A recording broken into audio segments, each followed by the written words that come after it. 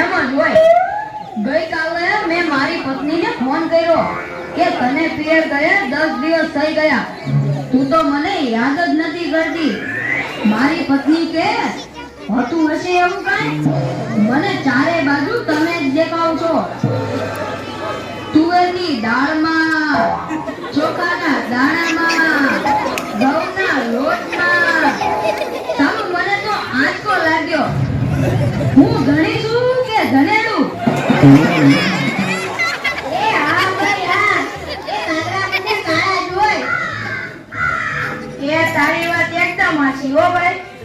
એ બીજી એક વાત કહું. એકવાર હું મારા હારે ગયો. સાસુમાએ 8 દિવસ સુધી પાલકની ભાજી ખવડાવી. ને 9મા દિવસે પૂછ્યું, એ જમાઈલા.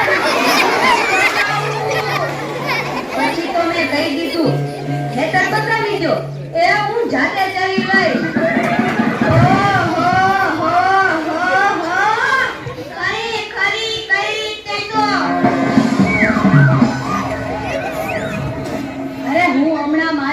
સાથે શાક માર્કેટમાં ગયો તો ઈ મને કહે 2 કિલો વટાણા લાવ.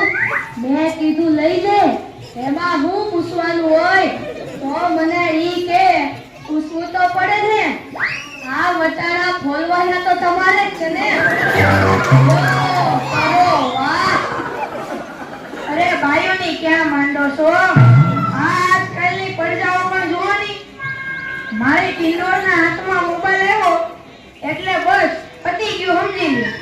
આપણી સાથે વાત કરતા હોય અને કોકનો ફોન આવે એટલે હાલવા જ માંડે. એલા આપણે કઈ ખેતરના ઉભેલા ઝાડિયા છીએ? એને મન તો આપણે એવા જ હોય. એને તો મોબાઈલ આવ્યો એટલે કરલો દુનિયા મુઠ્ઠી મેં. ધીરુભાઈ અંબાણી જોઈ લ્યો. એમાં આ જીઓ આવ્યો ત્યારથી છોકરાઓ તો આપણો જીવ લઈ ગયા છે. અરે એનું નામ જીઓ નહીં, પણ મરો એવું રાખવું જોઈતું તું. એ મોબાઈલ આવ્યો એટલે કેમેરો થયો. એ મોબાઈલ આવ્યો એટલે ઘડિયાળ ગઈ. એ મોબાઈલ આવ્યો એટલે બેટરી ગઈ. મોબાઈલ આવ્યો એટલે ટપાલ ગઈ. મોબાઈલ આવ્યો એટલે કોમ્પ્યુટર ગયું. મોબાઈલ આવ્યો એટલે નિરાશ ગઈ. અને એમાંય જો આપણો મોબાઈલ આપણી ઘરવાળીના હાથમાં આવ્યો તો આપણે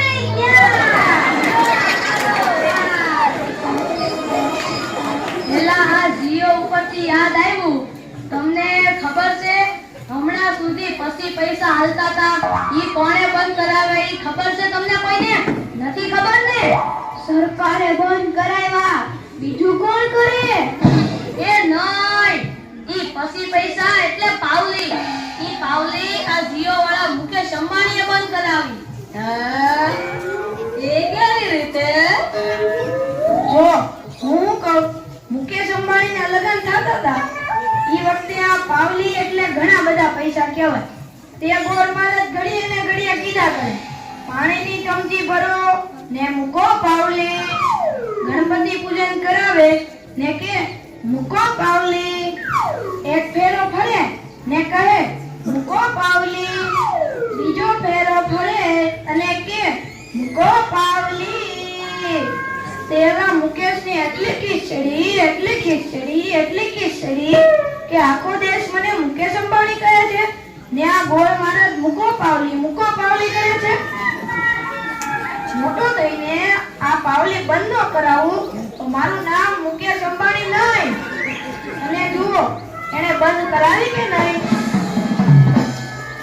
અને ઈ મોબાઈલના કારણે છોકરા કઈ બગડ્યા છે. જાણે મોબાઈલ જ એનો બાપ કે એની માં નો હોય. અને આપણા છોકરાની તો વાત જ ના થાય હો. એ વરાસા મટલો હોય તો તાબીએ જઈને બેઠો હોય, અવેડાના ડાટા કાઢી નાખી એવા હોય. કાલે મેં ઓઈલા પગલાને કીધું કે તારો છોકરો પથ્થરના ઘા કરે છે, કોઈને વાગી જશે. પહેલો મને કે ઈ મારો છોકરો નહીં, ઈ તો મારો ભાણિયો છે. મારો છોકરો તો તારા બૂટમાં પાણી ભરે જો.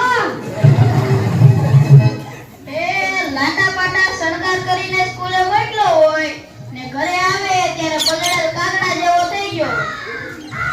મારા ટીનિયાને સાહેબે પૂછ્યું કે 15 ફળના નામ બોલ.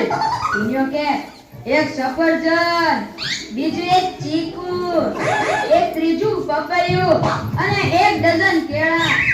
થઈ ગયા ને 15 ફળ. લ્યો કરો વાત. અરે આપણા છોકરાની વાત મૂકો તડકે, આપણી જ વાત કરો ને. ઘરે છોકરાનો જન્મ થાય એટલે એની માં કે નાક તો મારા જેવું છે, બાપો કે એની આંખો મારા જેવી છે, કાકો કે એના વાળ મારા જેવા છે હો, મામો કે હાસ્ય મારા જેવું છે,